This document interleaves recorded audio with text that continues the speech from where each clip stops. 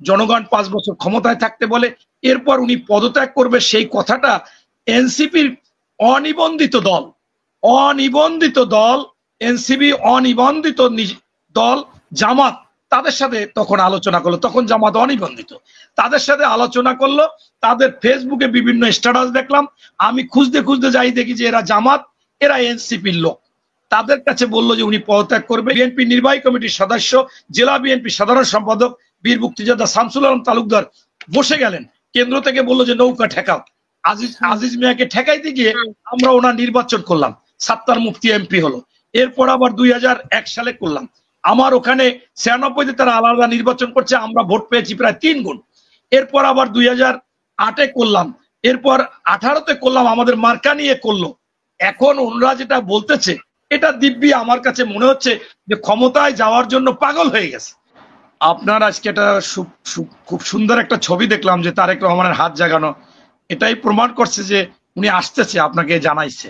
ছবিটার হাত দিয়ে আমার নেতা ভারপ্রাপ্ত চেয়ারম্যান মহোদয় তারেক রহমান আপনাকে ইঙ্গিত দিয়ে দিয়েছে যে আসতেছি।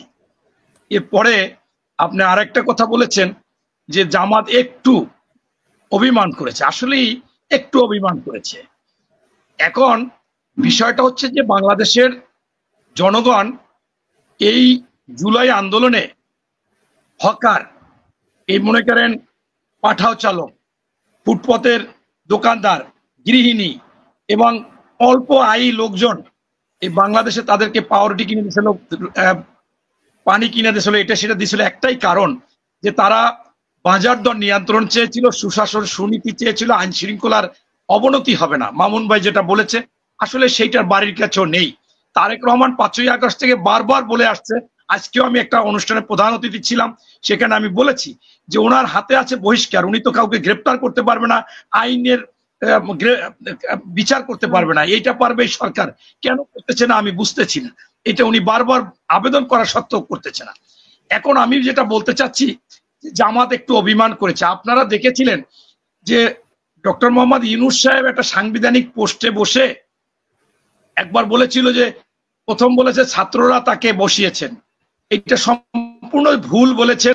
এবং আপনারা দেখেছেন যে জামাতের আমির একাধিকবার বড় প্রোগ্রামে বলেছে যে এই জুলাই আন্দোলনের মাস্টার মাইন্ড হচ্ছে তারেক রহমান।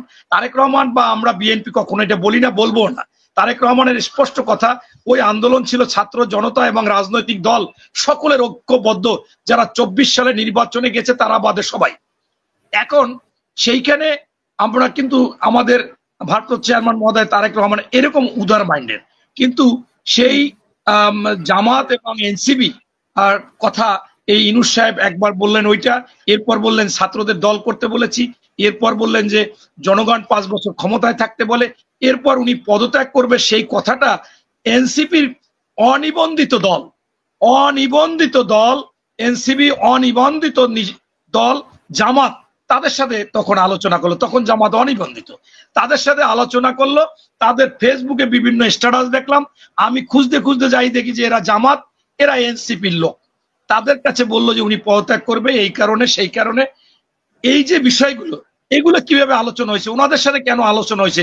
ওনারা অনিবন্ধিত দল তো পরে আসবে, নিবন্ধিত দলগুলো আগে আসবে, সেই আলোচনা কেন আসছে সেটা কিন্তু মামুন ভাই স্পষ্ট করেনি।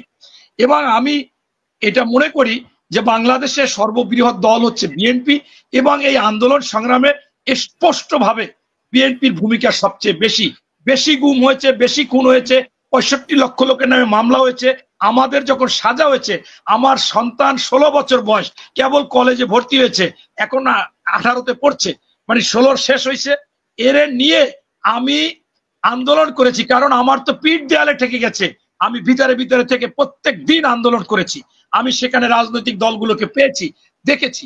তাই এখন সে আন্দোলন করার পরে আজকে যদি কেউ বলে যে এদের কোনো ভিত্তি নেই, এরা কোনো কিছু না, এখন সেই জন্য আমাদের উনি ডক্টর মোহাম্মদ ইউনূস সাহেব উনি রাষ্ট্রীয় সফরে গিয়েছেন, রাষ্ট্রীয় সফরে গিয়ে সেটা কোনোটা কারোর সাথে হয়েছে হয়নি, তার ফাঁকে উনি মনে করেছেন যে বিএনপির সর্ববৃহৎ দল তারেক রহমানের উপরে বাংলাদেশে অন্যায় করা হয়েছে, তিনি ওই রাজনৈতিক কারণেই, রাজনীতি না করলে তো ওনার লন্ডনে যেতে হতো না, সেইখানে আসছে, তাহলে আমি তার সাথে একটু আলোচনা করে যেতে পারি।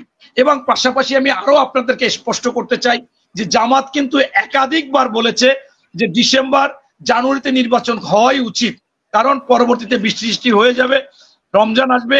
এটা আমিরের আমাদের ভিডিও আছে, এরকম অনেকবারই কিন্তু বলেছে।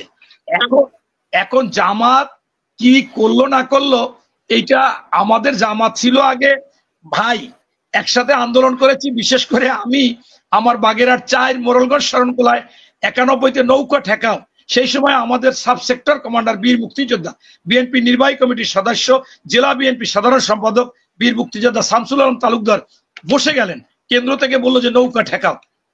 আজিজ মিয়াকে ঠেকাইতে গিয়ে আমরা ওনার নির্বাচন করলাম, সাত্তার মুফতি এমপি হলো। এরপর আবার 2001 সালে করলাম, আমার ওখানে 96-তে তারা আলাদা নির্বাচন করছে, আমরা ভোট পেয়েছি প্রায় 3 গুণ। এরপর আবার 2008-এ করলাম, এরপর 18-তে করলাম, আমাদের মার্কা নিয়ে করলো। এখন ওনারা যেটা বলতেছে এটা দিব্যি আমার কাছে মনে হচ্ছে যে ক্ষমতায় যাওয়ার জন্য পাগল হয়ে গেছে।